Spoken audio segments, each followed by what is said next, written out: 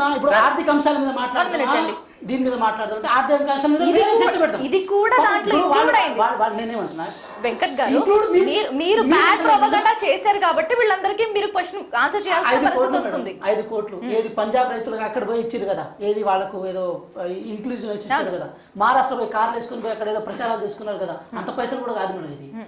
ఇది Hyderabad brand ambassador కోసం చేసిన పని. పైసలకు సంబంధించింది మేమున్నప్పుడు మేము దివాళా తీసినామని ఎవరిని అడగలేదు. ఏ ఇన్వెస్ట్మెంట్ మేము ఈ రాష్ట్రం దివాళా తీసింది కాబట్టి మాకు ఎవరు అప్పులు ఇవ్వట్లేదని చెప్పేసి మేము అనలేదు. మేము 5 కోట్లు ఇచ్చిండొచ్చు, 10 కోట్లు ఇచ్చిండొచ్చు, 5 పైసలు ఇచ్చిండొచ్చు, కానీ మేము బయటకు మాత్రం హుందాగానే కనపడ్డాం. మేడం మీకు ఒక విషయం చెప్పాలి నేను ఈ సందర్భంగా, ఒక విషయం. నాకు తెలిసిన ఒక చిన్న ఫ్యామిలీ ఉంటుంది మేడం, భర్త లేడు ఒక లేడీకి, ఆమెకు 3 ఆడపిల్లలు. ఆడపిల్లలు 25 సంవత్సరాల క్రితం మేడం ఆ అమ్మాయికి 75, ఆ లేడీకి 75 రూపాయలు మేడం బయట పని చేస్తే. 75 రూపాయలతోని నెలంతా గడపాలి ఆమె. ఆ 3 పిల్లల్ని స్కూల్కు పంపించాలి, ఆ నెల రోజులు గడపాలి, నెల రోజుల తర్వాత వచ్చి ఆ 75 రూపాయలతోనే మళ్ళీ కుటుంబం గడవాలి. కానీ మధ్యలో అప్పు చేయకుండా ఉండలేని పరిస్థితి వాళ్ళది. కాబట్టి ఆ తల్లి ఏం చేసేదంటే తెలుసా, ఆ 3 పిల్లల్ని ఉన్నంతలోనే చక్కగా జడేసి చక్కగా బొట్టు పెట్టి ఉన్నంతలోనే, అంటే బయట కనపడడానికి, అంటే గలీజ్గా కనపడొద్దు, నీట్గా కనపడడం కోసం నీట్గా ఉంచేది పిల్లలకు. అయితే పిల్లలకు అర్థం కాలేదు. పెద్ద అమ్మాయికి వచ్చే తెలివిగా, అమ్మాయి ఎందుకు ఇంత స్పెషల్ కేర్ ఎందుకు తీసుకుంటావమ్మా అని చెప్పేసి అడిగితే, అమ్మా మన పరిస్థితి పేద పరిస్థితి అమ్మా, పిల్లలకే సరిగ్గా చూడని తల్లి మన అప్పులు ఎట్లా కడుతుందని చెప్పేసి బయట మాట్లాడుకుంటారు. మనకు అప్పు పుట్టదమ్మా, అప్పు ఇచ్చేటోడు ఇవ్వడు, మనం కట్టడానికి కూడా లేదని చెప్పేసి ఆ భావంతో ఇవ్వరమ్మా అని ఒక చిన్న ఫ్యామిలీలో ఉన్న తల్లి ఆ కుటుంబాన్ని పోషించడం కోసం ఆలోచించింది. నువ్వు హోల్ తెలంగాణ రాష్ట్రము అత్యధిక ధనిక రాష్ట్రంగా ఉన్న రాష్ట్రాన్ని నువ్వు ప్రపంచం ముందు అసలు ఏం దిక్కు దివాణం లేని రాష్ట్రంగా చిత్రీకరించిన తర్వాత నిన్న స్టేజ్ మీద నిలబడి ముఖ్యమంత్రి గారు స్వయంగా మనకి ఎవడు అప్పు ఇవ్వట్లేదు అన్న తర్వాత నువ్వు ఇంత దివాళా తీసి మొత్తం పేదరికంలో మునిగి తేలుతున్న దశలో నువ్వు అందాల పోటీని ఎందుకు తీసుకొచ్చినావు అని చెప్పి మాట్లాడుతున్నావు. ఏది కొత్త కలెక్టర్ ఆఫీస్ మేము కట్టమని మేము అన్నావా? ఈ పరిస్థితులు ఉన్న తర్వాత కట్టమని మేము అన్నావా? ఏం మాట్లాడతారండి సంబంధం లేకుండా మేడం? ఒకటే ఎక్కడ నుంచి చేయాలి అప్పు? ఇప్పుడు ఒకటే మాట, FRBM చట్టాన్ని దాటి కార్పొరేషన్ తనఖా పెట్టి చేసిన అప్పు చేసిన తర్వాత ఇంకెక్కడ నుంచి క్రాస్ చేసింది, లిమిట్స్ క్రాస్ చేసింది ఎవరు చేసిందా? FRBM లిమిట్స్ క్రాస్ చేస్తే గవర్నమెంటే చెప్తుంది కదా, సెంట్రల్ గవర్నమెంటే చెప్తుంది FRBM రూల్స్ అగైనెస్ట్ గా ఉంటే అప్పు పుట్టదు అని. ఎవరు చేసిండ్రండి? 4 లక్షల కోట్లు FRBM రూల్స్ కు వ్యతిరేకంగా ఉన్నాయా? మీరు మాట్లాడిన అబద్ధాలని ఇప్పుడు రోజుకు ఒకటి బయట వాళ్ళు అబద్ధాలే మాట్లాడి ఉండొచ్చు. ఈ ప్రపంచ పోటీలు మీరెందుకు వ్యతిరేకిస్తున్నారు? అదే తీసుకొస్తున్నారు మేడం. అదే నా ఫైనల్ క్వశ్చన్. ఇప్పుడు డిబేట్ అయిపోయిన తర్వాత కూడా నేను అదే అడుగుతాను. నేను విషయాన్ని ఎంతవరకు పరిమితం చేస్తున్నాను? మన పరిస్థితి బాగలేనప్పుడు రాష్ట్రంలో ఇంకా ఫర్దర్ గా ఏం జరగదు. అట్లా కాదు. అందాల పోటీలు అనేది మేడం అందానికి ప్రయారిటీ ఇస్తాం మేడం. మీరు గెస్ట్ చేయగలుగుతారా దీనివల్ల ఏ కొత్త కంపెనీ ఇండియాలో మన రాష్ట్రంలో రాదు, లేదంటే ఎలాంటి ఇన్వెస్ట్మెంట్స్ పుట్టవు అని మీరు అనుకుంటున్నారా? సరే, కొత్త కంపెనీ ఏది వచ్చింది ఏంటో ఇంతకు ముందు ఏ దేశాలలో మే 31st అయిపోయిన తర్వాత మళ్ళీ ఫస్ట్ మనం డిబేట్ పెట్టుకుందాం. ఏం జరిగింది, ఎంత ఖర్చు అయింది, రాష్ట్ర ఖజానానికి ఎంత లాస్ అయింది మాట్లాడుకుందాం. కానీ మీరు ఎలా ముందే గెస్ట్ చేస్తున్నారు? మేము మేడం మీరు నేను అంటున్నది మన రాష్ట్ర ఖజానాకు 100 కోట్ల నష్టం జరిగింది. మన రాష్ట్ర ఖజానా అంతా ఈ అందాల పోటీల వాళ్ళే తినేస్తున్నారు. ఈ కొత్త ఇన్వెస్ట్మెంట్స్ వచ్చే అవకాశం ఉందేమో కదా మేడం. కొత్త ఇన్వెస్ట్మెంట్ ఇందాక వంశీ గారు ఒక మాట అన్నారు, 2000 సంవత్సరంలో 1000 కోట్లు ఉంటే 2025కి 1,00,000 కోట్లు అయింది ఆ బిజినెస్. అంత పెనిట్రేట్ అవుతుంది రాకెట్ వేగంతో. ఇప్పుడు ఆయన అన్నారు మీరు మేకప్ లేకుండా రాగలరా అని. వాళ్ళ ఇంట్లో వ్యక్తులు కూడా అకేషన్స్ వెళ్తే మేకప్ తో వెళ్తున్నారు. నేను మేకప్ సంబంధించింది కానీ లేకపోతే ఇంకోటి సంబంధించింది కానీ అది కూడా చాలా పెద్ద బిజినెస్ అండి. నేను ఆ వైపుకు నేను వెళ్ళట్లేదు మేడం. ఎథికల్ గా చూస్తున్నారు. నేను ఎథికల్ గా కూడా కాదు. ప్రభుత్వం చేసిన ఒక ప్రతిపాదన ఈ రాష్ట్రాన్ని ప్రజల ముందు వచ్చిన తీరు, ఈ దశలో నువ్వు అందాలను ఎందుకు ప్రదర్శింపజేయదలుచుకున్నావు అని అడుగుతున్నాం మేము అది మాట్లాడుతున్నాం. ఈ టైంలో పెట్టొద్దు అంటున్నారు. నువ్వు ఎప్పుడన్నా పెట్టుకో, నువ్వు బాగుపడతావు కదా. నువ్వు మంచిగా ధనవంతమైన రాష్ట్రం వచ్చిన తర్వాత, నువ్వు ధనిక రాష్ట్రంగా మారిన తర్వాత పెట్టుకో, రైతులు బాగుపడిన తర్వాత పెట్టుకో, కార్మికులు బాధపడిన తర్వాత పెట్టుకో. చాందస్వాదం ఇదంతా. ఎవరు చాందస్వాదం ఇది, చాందస్వాదం అంటారు. ఎవరు చాందస్వాదం?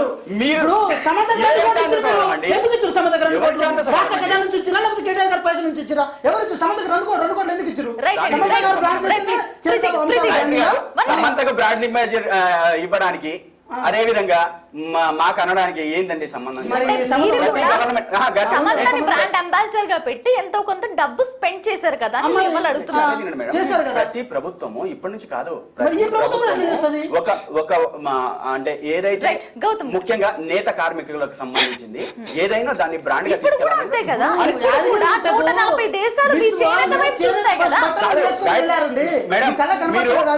నేను పదే ఒకే మాట చెప్తున్నా. చెప్పండి. నేను ఒకే దానికి కట్టుబడి మాట్లాడుతున్నా. నేను ఈ బిజినెస్ జరుగుతున్న విషయానికి జరుగుతుందా లేదా అనేది మనకు వచ్చిన తర్వాతనే తెలుస్తుంది. అది అక్కడికి ఆపేద్దాం. ఈ రాష్ట్రంలో జరుగుతున్న పరిణామాలలో మీరు ఈ రాష్ట్రాన్ని బాగా లేదని చెప్పేసి అన్న తర్వాత మీరు ఇంత పెద్దగా ఎందుకు చేస్తున్నారు? ఏప్రిల్ 27వ తారీఖు వాళ్ళ పార్టీ బహిరంగ సభ ఉంటది. పెద్ద పెద్ద బస్సులు పెద్ద పెద్ద ట్రాక్టర్లు వేసుకోరాకండి, 10 మంది ఇంట్లో కూర్చొని చేసుకోండి, అయిపోతుంది. ఎందుకు ఖజానా బాలేదు, మీ దగ్గర కూడా పైసలు లేవు కదా, అయిపోతుంది.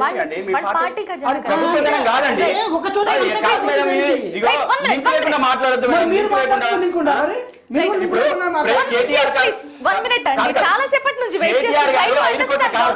కాసేపు చర్చకు 5 కోట్ల కారు కొనడానికి 20 కోట్ల పెట్టి ప్రభుత్వం కారు కొనడానికి తేడా ఉందా లేదా?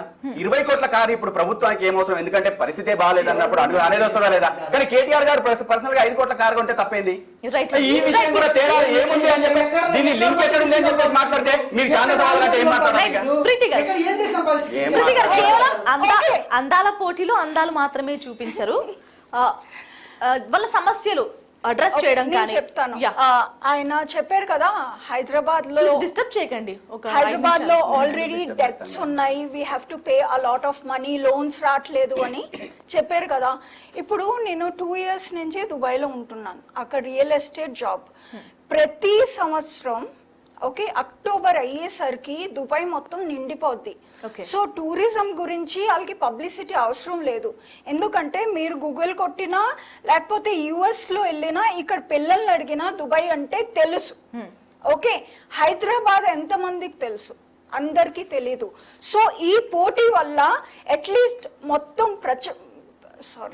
ప్రపంచంకి హైదరాబాద్ గురించి తెలుస్తుంది, టూరిజం పెరుగుతుంది, ఫారిన్ కంపెనీస్ ఇక్కడికి వస్తాయి, బ్యూటీ ప్రోడక్ట్స్ ఇక్కడికి వస్తాయి, మన హైదరాబాద్ లో ఆర్ తెలంగాణలో ఎంప్లాయ్మెంట్ పెరుగుతుంది, దాంతో ఎకానమీ కూడా పెరుగుతుంది. ఇదంతా కనెక్టెడ్ ఉన్నాయి.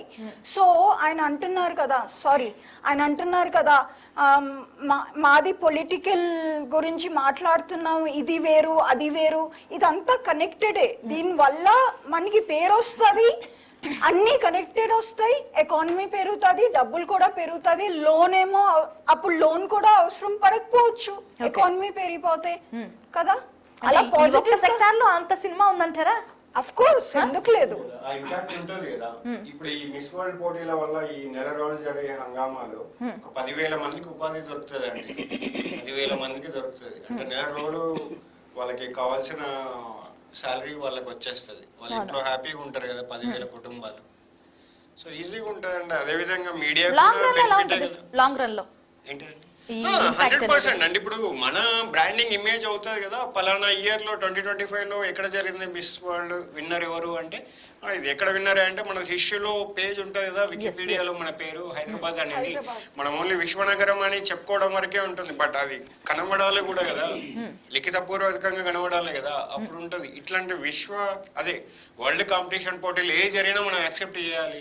మనం ఒలింపిక్స్ ని ఎంతవరకు ఇక్కడికి తీసుకురాలేకపోయినాము, మనం గేమ్స్ కి చాలా ఇంపార్టెన్స్ ఇస్తాము. వాళ్ళు ఒక చిన్న రజత పథకం అంటే 3rd ప్లేస్ లో విన్ అయితేనే 4-5 కోట్ల గవర్నమెంట్ వాళ్ళకి నజరానాలు ప్రకటిస్తారు. సో అట్లాంటిది ఈ వరల్డ్ కాంపిటీషన్ జరిగినప్పుడు మనం యాక్సెప్ట్ చేయాలి. And as a young generation కిడ్గా